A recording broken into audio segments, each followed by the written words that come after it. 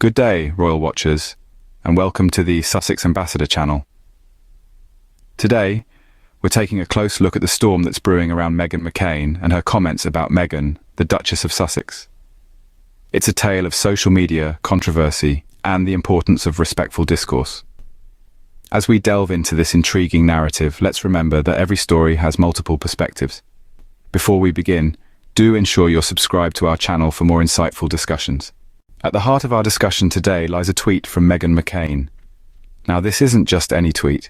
It's the kind of tweet that sends social media into a frenzy, sparking conversations and debates across various platforms. Meghan McCain, known for her outspoken nature, took to Twitter to express her frustration. The tweet read, "I've decided to limit who can reply to my tweets to verified accounts because, quite frankly, too many of you are emotionally unstable and have been messaging me you're mad my breast mass wasn't cancerous because I criticized Meghan Markle's cooking teaser. Now let's take a moment to unravel this."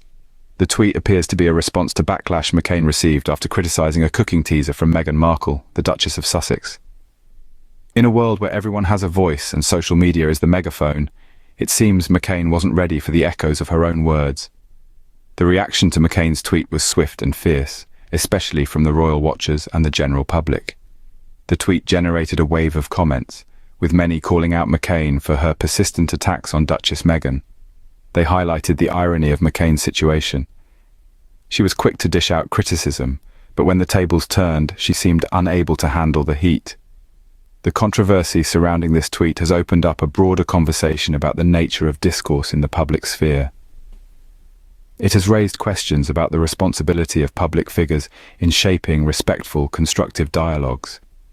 And most importantly, it has underscored the importance of empathy, understanding, and respect in all our interactions, be it online or offline. Critics argue that McCain's tweet and her subsequent decision to limit replies to her tweets reflect an inability to engage in open dialogue. They suggest that it is a clear demonstration of a dish it but can't take it attitude. The tweet, intended or not, sparked a wave of criticism against McCain. Whether she intended to stir controversy or not, Meghan McCain's tweet has certainly left a mark on the discourse surrounding the Duchess of Sussex, and it continues to generate discussions about the nature of social media communications. This isn't the first time Meghan McCain has come under fire for her remarks about Duchess Meghan. Over the past few years, McCain has consistently criticized the Duchess in a manner that some have deemed unnecessary and harsh. Let's take a trip down memory lane. In 2019, for instance, McCain launched a salvo against the Duchess, accusing her of being a social climber and disrespecting the royal family. This, despite the Duchess's repeated attempts to adhere to royal protocols and her ongoing philanthropic efforts. Then, in 2020, McCain came out swinging again, this time criticizing Duchess Meghan's decision to step back from royal duties. She labelled the move as disgraceful and unprecedented, despite historical evidence to the contrary. In the same year, McCain also took a jab at Duchess Meghan's advocacy for mental health. She dismissed the Duchess's candid confession about her struggles with mental health as a publicity stunt. This, despite the fact that mental health is a serious issue affecting millions worldwide, and one that the Duchess has been passionately advocating for.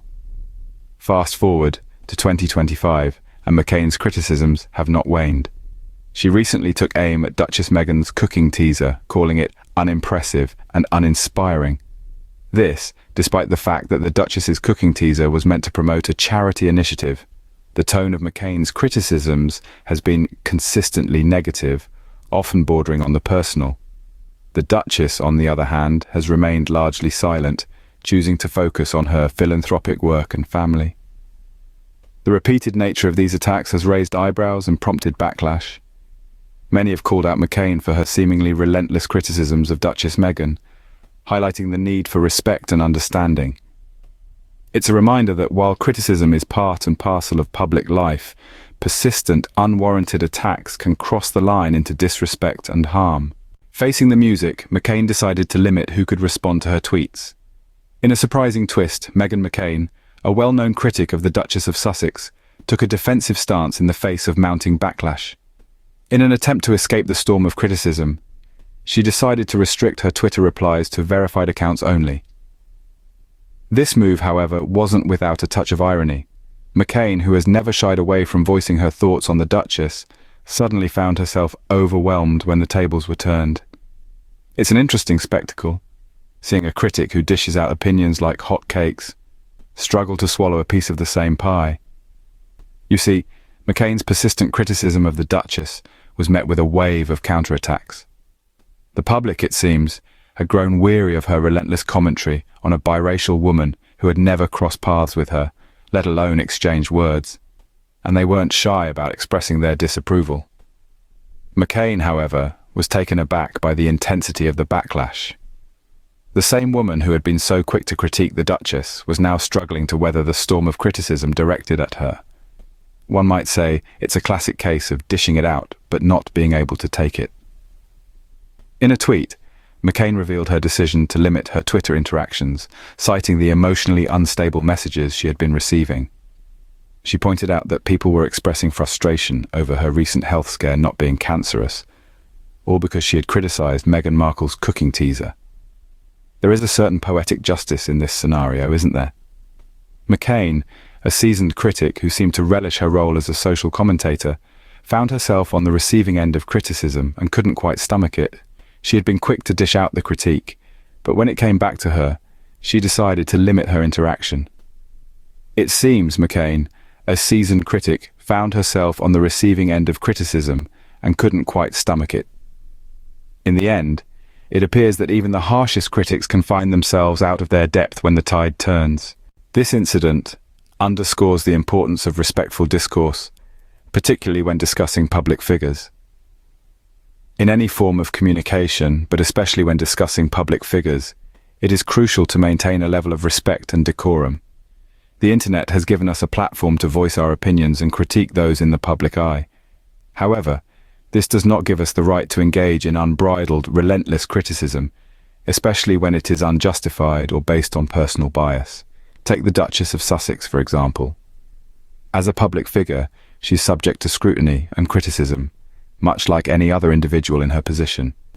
However, the persistent, unjustified attacks on her character and personal life cross the line from constructive criticism to harmful, disrespectful discourse. Why is this important? Because words matter. They have the power to shape perceptions, influence opinions, and in some cases, cause harm. When we engage in disrespectful discourse, we not only harm the person we're criticizing, but we also contribute to a culture of negativity and hostility. This doesn't just affect the individuals involved, it affects the community as a whole. Moreover, it's essential to remember that public figures like the Duchess of Sussex are human beings. They have feelings, they make mistakes, and they deserve the same respect and kindness that we would extend to our friends, family, and colleagues. So the next time you find yourself engaging in discourse about a public figure, take a moment to reflect. Are your words respectful? Are they fair? Are they adding value to the conversation? If the answer is no, perhaps it's time to reconsider the way you engage in public discourse. This is not to say that we cannot critique public figures, but let's do so in a manner that is respectful, that encourages constructive conversation, and that promotes understanding rather than division. Respectful discourse should always be at the forefront of our interactions, whether online or offline. In conclusion, this incident serves as a reminder for all of us. It's a stark mirror reflecting the depths to which discourse can sink when it's steeped in unnecessary toxicity. We've looked at Meghan McCain's controversial tweet, a seemingly small pebble that created disproportionately large ripples. It was a tweet laced with vitriol, targeted at a woman who has never personally offended her, Meghan, the Duchess of Sussex. We've also delved into the persistent onslaught the Duchess has had to face, a barrage of criticism and negativity, all while maintaining grace and dignity. We've seen how the tables turned on McCain as she weathered the storm of backlash for her words. It was a tempest she was not expecting and, it seems, not prepared to handle. We've underscored the importance of respectful discourse, of treating each other with kindness, even when we disagree. The internet is a powerful tool, one that can be used to uplift or tear down. Let's choose the former.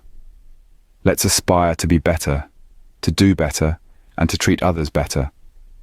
And so, as we ruminate on this tale of tweets, let's remember that our words have power. They can hurt, they can heal, they can unite or divide. Let's choose unity, respect, and kindness. Thank you for joining us today. Please remember to subscribe, like, and share. And we look forward to seeing you in our next video. Cheerio.